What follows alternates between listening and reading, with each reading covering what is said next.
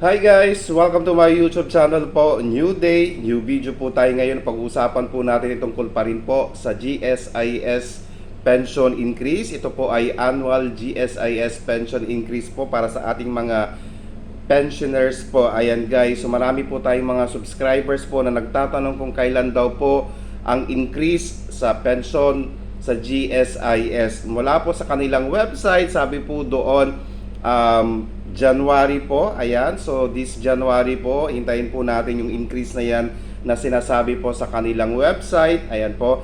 And sino-sino po ba ang qualified? Ang qualified po dito na magkaroon ng annual GSIS pension increase ay ang ating mga old age pensioners po at total disability pensioner po receiving a regular pension at least 5 years. Okay?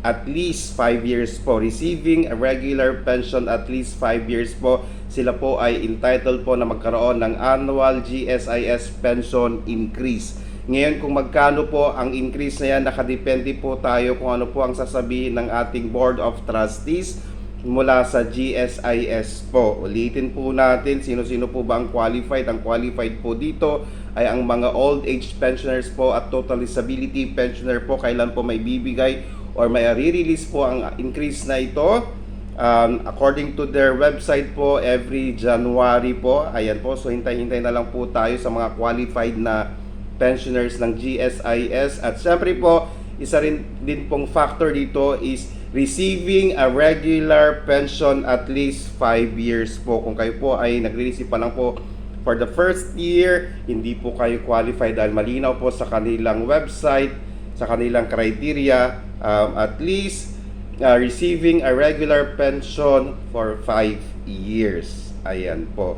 Okay, so sa ating mga GSIS pensioners po, abang-abang na lang po tayo this January dahil nga po yun din po ang nasabi po nila, this January po ang increase para po doon sa qualified na mga pensioners ng GSIS po. Okay, sana po nakatulong po ako. Please do not forget to subscribe, like, and share para po lagi po kayong updated sa ating mga videos po.